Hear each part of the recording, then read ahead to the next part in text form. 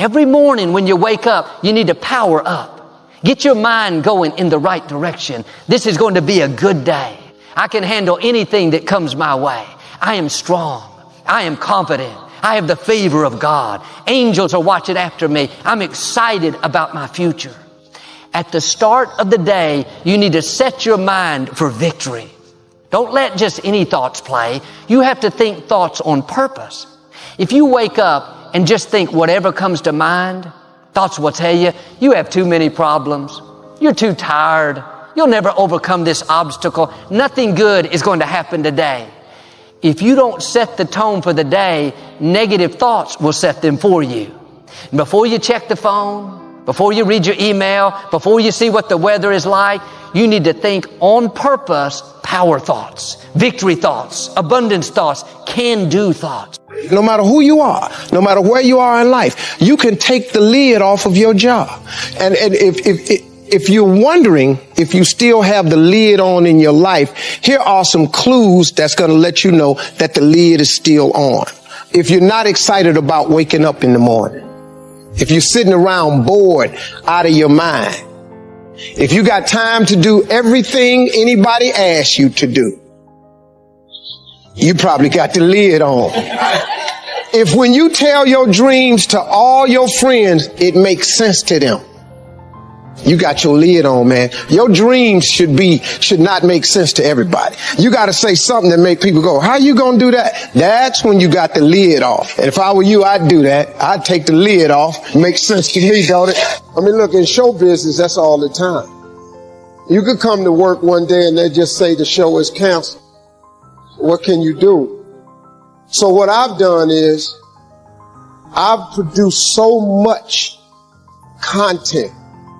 I got radio, I write books, I write movies, I do TV shows, I host TV shows, I got a game show, I do a Facebook watch show. I do so many. So when they come and they cancel something, I don't really give a damn. Cause I got 8 more jobs. You know what I mean? I've just managed to stack. And then I'm always prepared. I prepare for what's coming. Here's the deal. Change is inevitable. So here's what's going to happen. No matter what's going on in your life is not permanent. Everything is going to change. So there's 2 things you can do with change. You can react to it or you can participate in it. It's going to change anyway. So if you keep waiting around, you're going to have to react to the change. And now you're behind. But if you participate in the change, if you know the job you have is not going to last forever. I'm just telling you. COVID proved that already. Where you go to work at every day, that's going to change. COVID proved that already. Your best laid plans has changed. So what you got to start doing is you got to start anticipating that it's going to change and just start living your life with the preparation for change. No matter what you're doing, you could be doing more. Remember that. It's 24 hours in a day. You got to use as many of those hours to prepare stability for yourself as you can. I said it online, I got in a lot of trouble. If you sleep 8 hours, you're not ever going to be rich. If you have any dreams of being rich, you cannot sleep 8 hours a day. It's only 24 hours in a day. If you sleep 8 hours, that's a third of your life. How can you cannot be asleep a third of your life and become successful. You can't. People got mad at me. They're talking about Steve Harvey prefers wealth over health. No, I'm just telling you, if your ass wants to hit it and be rich, you got to quit bullshit. You got to get your hustle and grind on.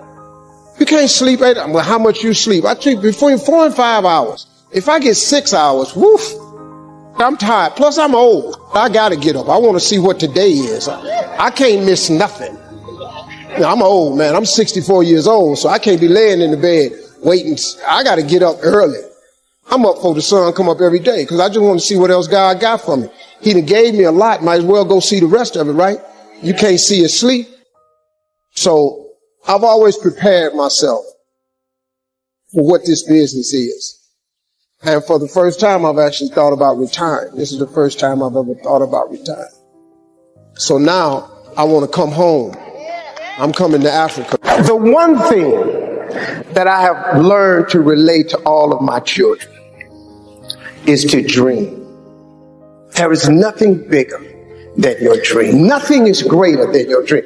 Now, as we sit in this great educational institution, I am not saying that your education is not important, because it's tied to a lot of your dreams.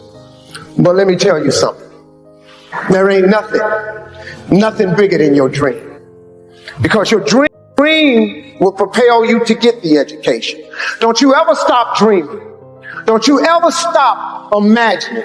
And we're going to talk about them two things a lot. But don't you ever stop dreaming. Your Bible says a man without a dream or a vision shall perish. That's in your Bible. It ain't just in the one I read. Nowhere in there does it say without an education you perish. But it says without a dream or vision you perish. So if what you are dreaming about requires an education, it is then your dream that propels you to get the education. But the dream is bigger than anything, man. See, if it was an education that caused you to be great or successful, I ain't here today, because I don't have one of them. But nobody could outdream me. Your dream is everything, man. It's the biggest part of your life.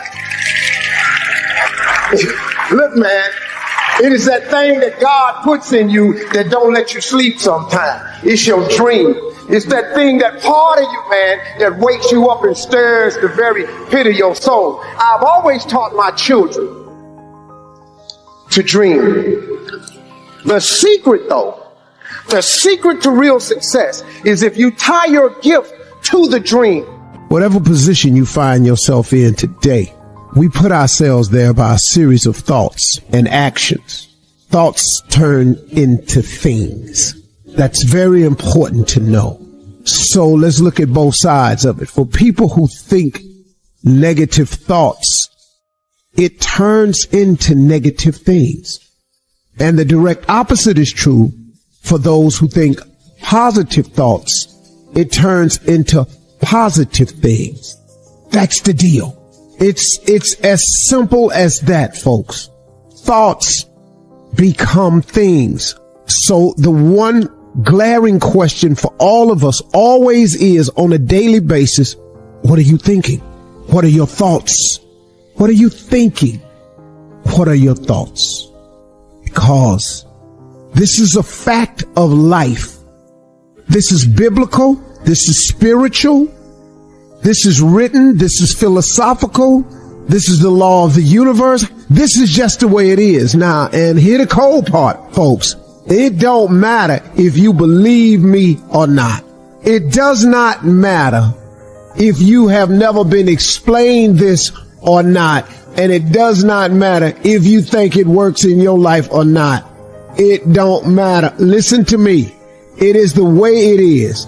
It's just whatever. It's the law of the universe. You call whatever you want to call. However you got to dress this thing up, because this all it is. So when I say that you are where we are today because we thought ourselves here, oh, you best to believe that's true. You thought yourself here. No one else.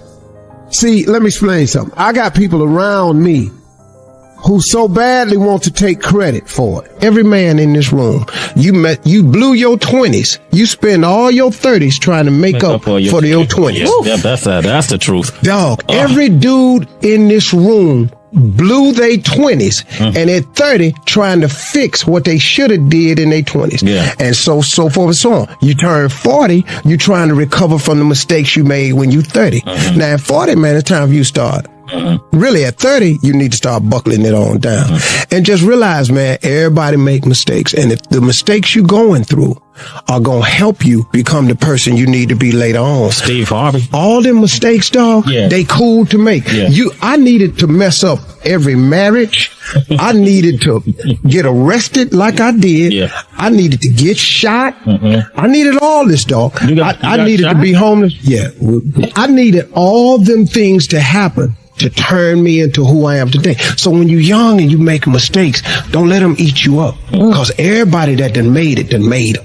Yeah. You got to fail in order to win. Hey, look, man, To understand how to hit the game-winning shot, you got to miss the game-winning shot. First of all, you're talking about stuff that I can relate to like so many others can relate to. I mean, you know, everybody got the same story. We just got different details. But like I always say, life is 10% what happens to you, is 90% what you do about it. See, we're going to dive into a chapter from my new book, and it's chapter 1, section 1. This is very clear for people. So the first step is getting completely and brutally honest enough to say, I am tired of myself. When you say I'm sick and tired of being sick and tired, that's the facilitator of change. That's when you're ready to say these words, no more excuses. No more excuses. I went to Kent State, I dropped out. I didn't drop out, I flunked out. Now that threw my life into a spiral, but because I didn't have a college degree, I could not let that stop me.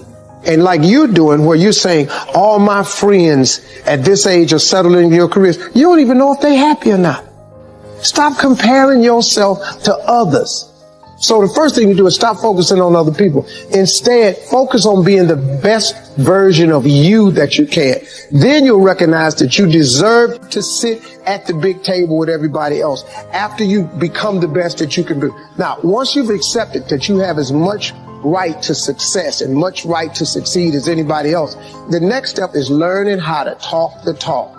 You have to get fluid in the language of success so you speak it with ease. Surround yourself with people who've accomplished their dreams and immerse yourself in the culture of achievement. You know, you got to be tough because the road to success is always under construction. It's never a clear path to success. The people who become successful are the people who have a relentless attitude. And you just got to hang in there through the bad breaks, because the bad breaks is coming. But they usually come right before the big break is about to happen. You get a series of bad breaks and it stumbles up a lot of people. My life and my success is to say to anyone, you can stumble, you can fall, you can get back up again. And like I've said before, we each have a gift. But too many people miss out because they refuse to sign the lease on their gift. You keep looking for it outside of you. Stop. Sit with yourself. What is it that you do the absolute best with the least amount of effort? That's your gift. But if you are constantly looking outside of yourself and you don't latch on to your gift, you will never find your purpose. If you want to succeed, you must commit to your own gift and embrace it. Well, same advice I give to my kids, man. If I could get them to understand the importance of their 20s. Because, man, you know what I did? I just blew my 20s. I ended up spending all of my 30s fixing what I messed up in my 30s. I spent all of my 40s doing what I could have been doing in my 30s. I looked up, man, and I had let too much time slip. If you could get young people to get their foot on the gas pedal in their 20s, because right now they think going out is everything. And I keep telling them, man, you're gonna outgrow that in a minute. Because, you know, like at this age, it's when somebody says, hey, we're gonna go out to a club tonight. What? Go out to a club? Are you kidding? It don't make no sense to you now, because you're over that. But it takes a minute for them to understand. It's sad. I wish they'd get it. I wasn't clubbing in my 20s. It just, I didn't know how to make a vision board. I didn't know how to. What really changed my life was I got in Amway when I was about 24. I got in Amway. And that changed my life, man, because the first time ever, they introduced me to self-help books.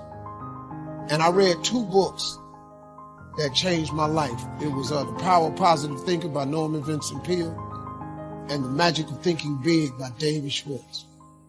I read them books and it changed my life. But it also made me remember what my mother had taught me, because she was a Sunday school teacher, because all self-help books are Bible-based. Everything comes from the Bible. All of them self-help books, that's Proverbs. That's all it is. A book of wisdom and understanding. If you can read that, it'll change your life too. Sometimes you need regular books where you can relate to it differently. But it's all comes from the Bible. It's like a great book is The Secret. But if you read The Secret, it's all Bible verse. It's just based on the Bible. You can't think of nothing new how to tell a person to succeed without the Bible. You can't. It doesn't work that way, you know. So a couple of books changed my life. Magic of Thinking Big was huge. It just taught me one simple principle.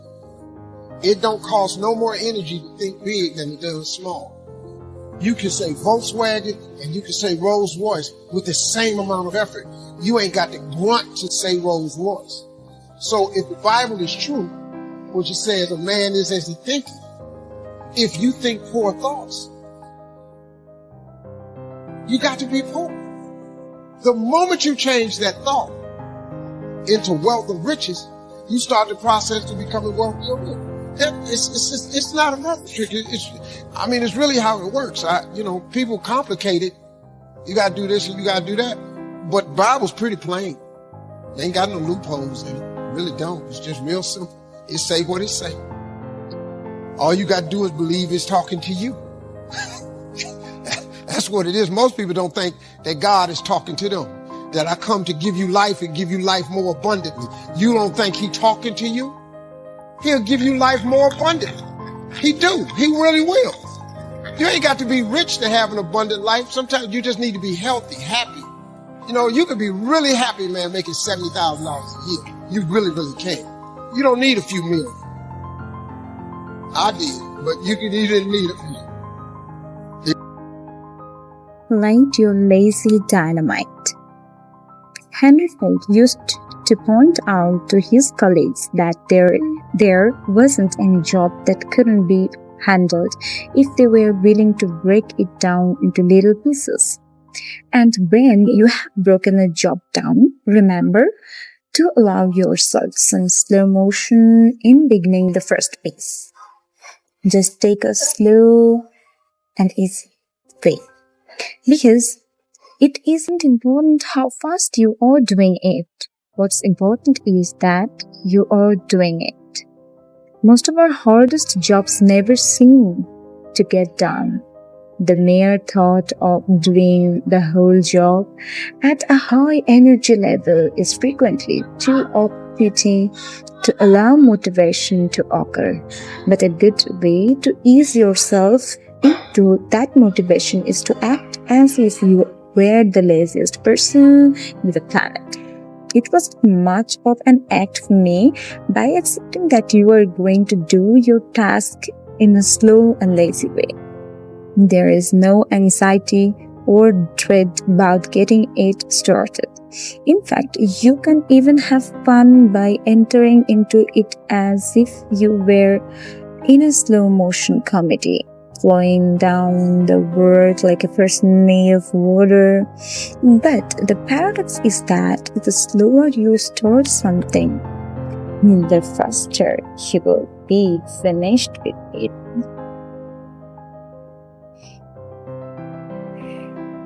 It is interesting, it sounds interesting. When you first think about doing something hard or overwhelming, you are most aware of how you don't want to do it at all. In other words, the mental picture you have of the activity of doing it fast and furiously is not a happy picture. So you think of ways to avoid doing the job altogether. The thought of starting slowly is an easy thought. It's really an easy thought.